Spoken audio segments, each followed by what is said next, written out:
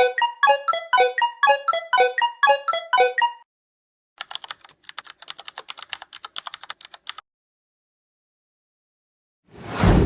with the bands. Pose with the pose with the pose with the bands. Pose with the pose with the pose with the bands. Bands.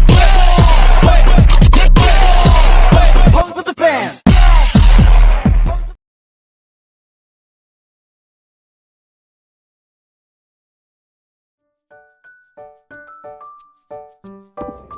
Oke, masuk ke dalam latar belakang. Pada tahun 2014, Expertise ini dimulai sebagai proyek iseng oleh owner bersama 3 orang temannya dengan tujuan membangun sebuah brand. Namun ternyata perjalanan tidak sesuai dengan rencana, dan justru brand tersebut lebih dikenal sebagai penyedia jasa sablon. Dan untuk menghemat biaya produksi, si owner ini mempelajari teknik sablon secara mandiri dan memulai usaha ini dari rumah dengan mengandalkan pemasaran online. Nah, seiring berjalannya waktu, mereka mendapatkan lebih banyak konsumen, dan usaha ini berkembang menjadi vendor sablon.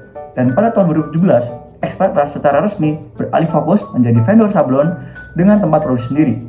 Dan meski awalnya 3 orang, sekarang usaha ini hanya dilakukan oleh 2 orang saja. Penjelasan untuk flowchart dari Expertise yang pertama, proses dimulai dengan pemesanan yang dilakukan oleh customer di outlet. Setelah itu, detail pesanan akan diisi oleh customer, lalu akan terkonfirmasi untuk pembayaran DP. Setelah itu akan dilakukan pembelian bahan baku oleh Expertise-nya sendiri. Setelah itu bahan baku sampai, lalu akan dimulai untuk produksi produk. Setelah itu produk jadi. Nah, setelah produk jadi, maka akan dilakukan quality control. Jika ternyata produk tidak memenuhi quality control, maka akan kembali ke proses produksi. Jika memenuhi, maka akan di packing dan akan diberitahukan bahwa produk telah selesai. Nah, setelah produk selesai, maka akan terjadi pelunasan oleh customer. Setelah itu akan terjadi pengiriman atau pengambilan di mana customer bisa memilih barang yang ingin dikirim atau diambil sendiri ke outlet. Setelah itu proses bisnis telah selesai. Oke, masuk ke Porter Value Chain dari perusahaan Expertise. Porter Value Chain dibagi menjadi 2 aktivitas, yaitu primary activity dan support activity. Untuk yang pertama, primary activity terdiri dari inbound logistik. Bahan baku untuk produksi sablon baju melibatkan 3 komponen utama, yaitu kain mentah, kain yang digunakan sebagai bahan utama untuk jahit menjadi baju, lalu ada cat atau tinta, bahan yang diperlukan untuk mencetak desain pada baju yang sudah selesai dijahit, lalu ada benang digunakan untuk proses penjahitan kain mentah menjadi baju yang siap disablon.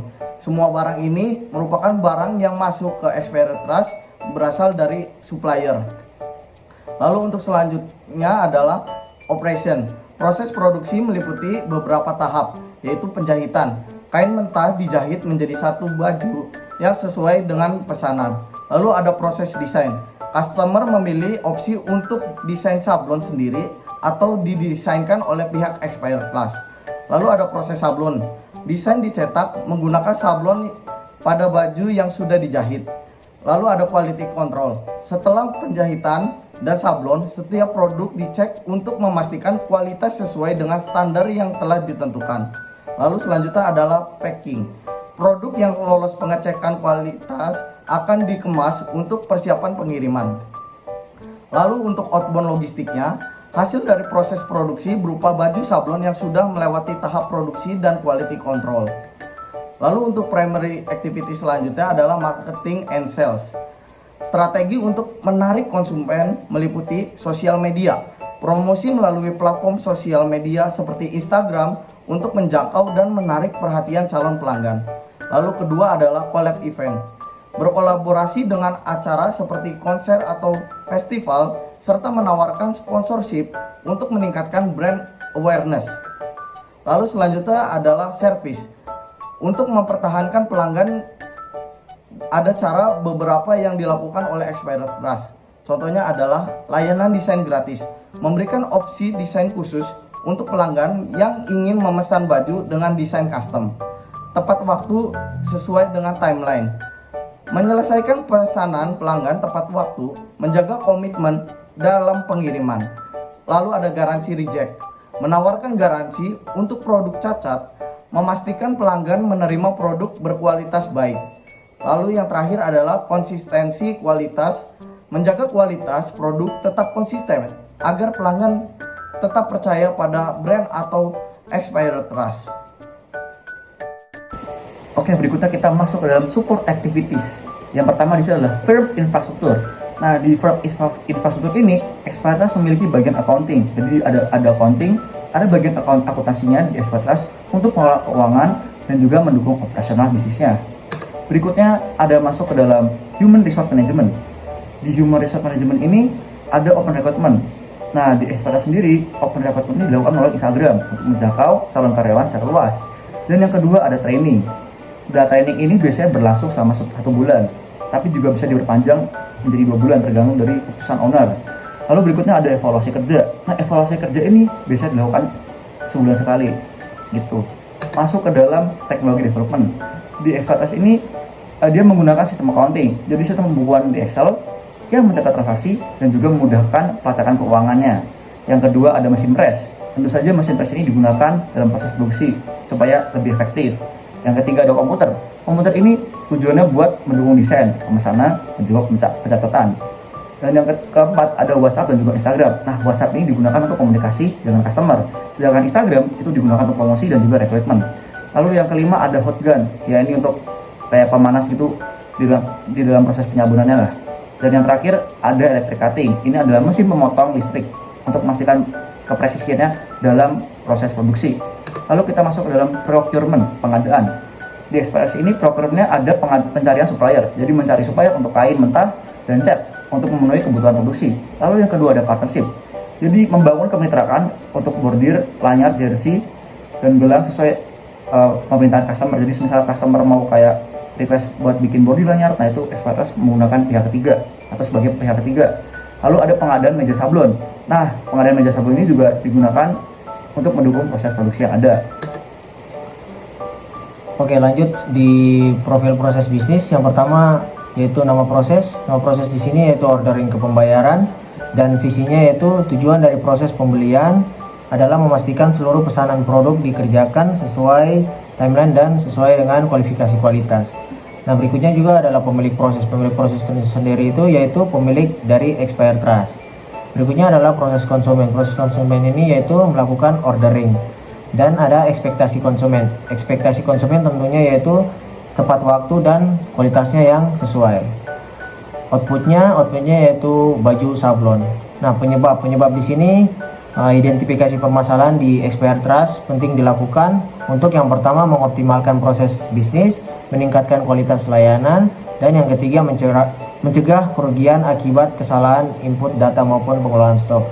Dari masalah-masalah seperti keterbatasan alat, kesalahan penginputan pesanan, dan kurangnya sistem tracking pesanan berdampak pada efisiensi dan kepuasan pelanggan.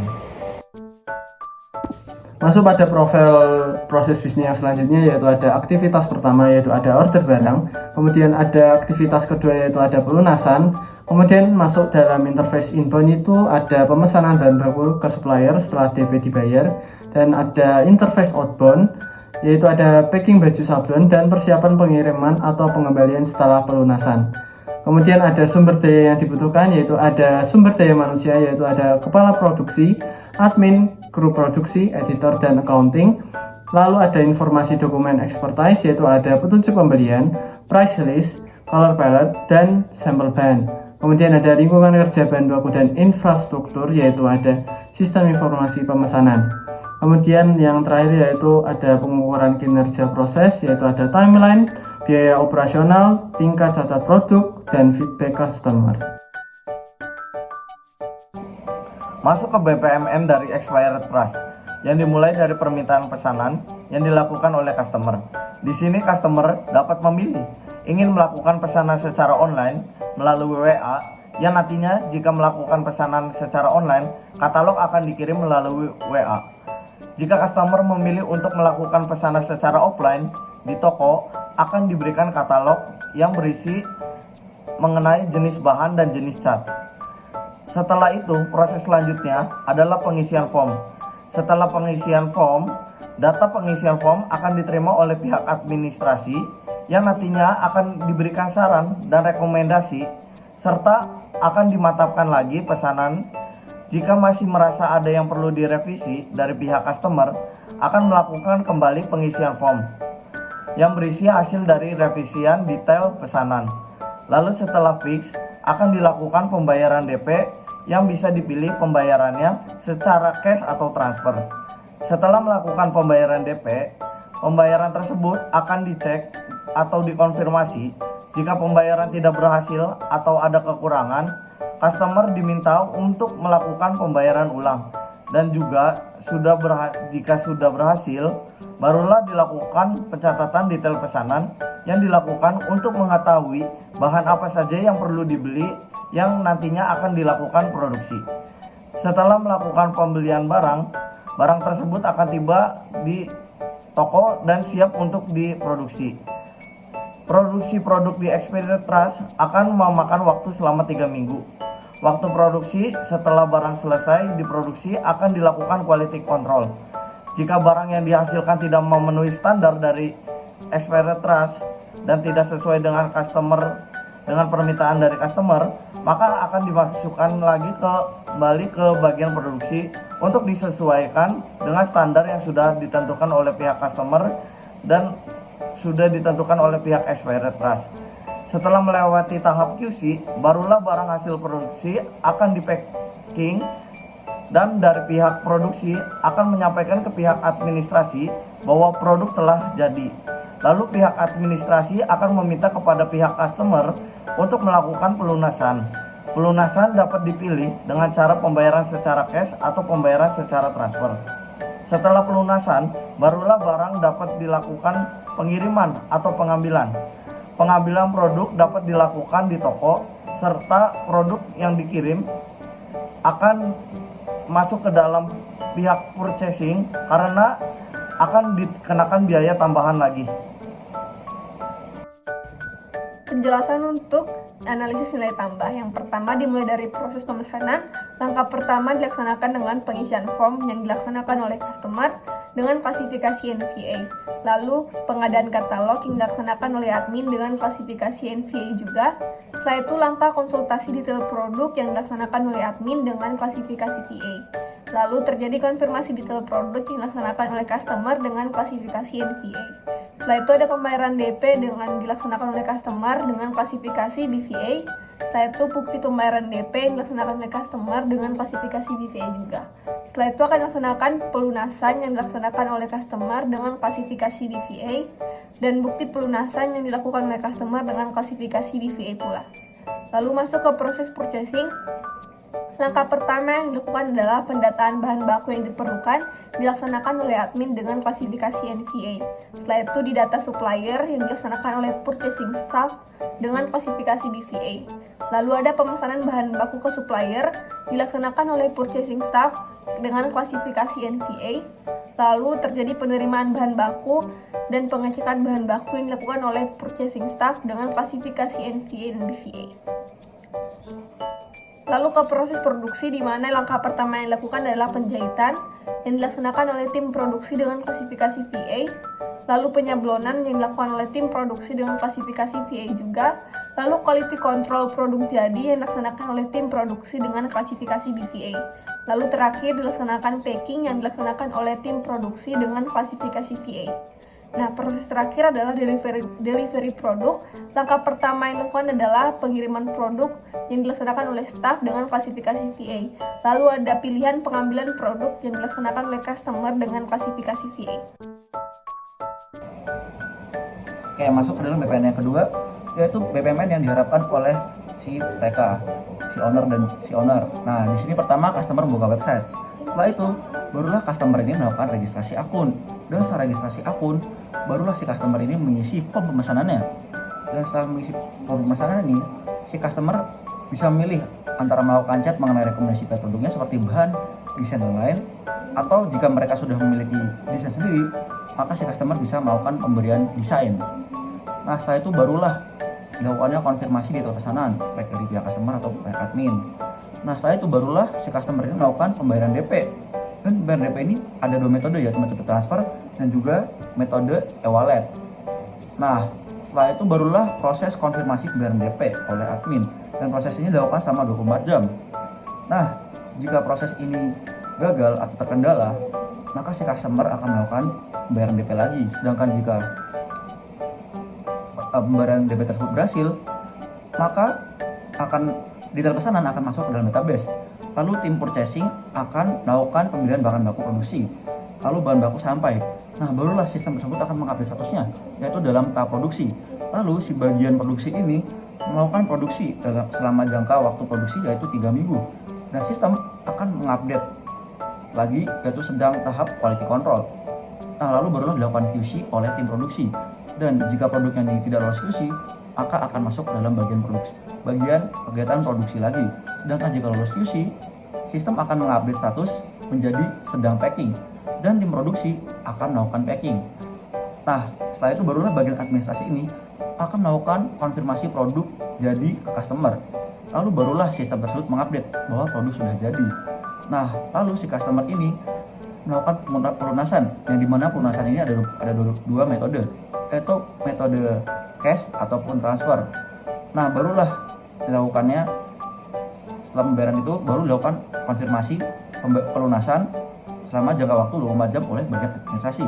Dan jika tidak berhasil lagi, maka akan masuk ke dalam bagian pelunasan lagi. Sedangkan jika berhasil, maka si customer ini bisa milih, yaitu dia bisa milih melakukan pengiriman atau pengambilan. Nah, jika di bagian pengiriman, maka tim purchasing akan melakukan pengiriman produk. Nah, jika customer ini menggunakan metode ambil, maka si customer ini akan mengambil produknya di toko. Oke, masuk ke penutup di sini yaitu temuan masalah. Temuan masalah yang pertama yaitu admin kesulitan mengidentifikasi pesanan saat pelanggan menanyakan status. Jadi ketika pelanggan menanyakan progres pesanan, admin itu seringkali kesulitan mencari pesanan yang dimaksud karena informasi tidak terorganisir secara sistematis. Yang kedua, sering terjadi kesalahan ukuran atau detail cutting. Kesalahan seperti pelanggan memesan baju lengan panjang namun yang diproduksi adalah lengan pendek. Hal ini sering terjadi karena ketidakjelasan detail pesanan atau ketidaktepatan informasi yang diberikan oleh pelanggan. Dari temuan masalah yang kami mendapatkan solusi, yaitu ada dua, yaitu ada sistem informasi pesanan Excel. Pesanan Excel dalam sistem berbasis Excel yang dirancang untuk mempermudah pengolahan pesanan. Dalam sistem ini, admin dapat mengisi formulir pesanan, menyertakan kode unik untuk setiap pesanan, dan melakukan konfirmasi ulang untuk memastikan detail pesanan. Dengan menggunakan fitur-fitur Excel seperti pencarian dan filter, admin dapat dengan mudah melacak status pesanan dan memeriksa proses produksi berdasarkan kode unik yang terdaftar dalam file Excel. Sistem ini sederhana namun efektif untuk mengelola dan memantau pesanan secara efisien. Lalu ada feedback by WhatsApp dan Google Review. Feedback dari pelanggan untuk melihat bagaimana respon pelanggan dan melihat apa yang perlu dievaluasi melalui WhatsApp dan Google Review.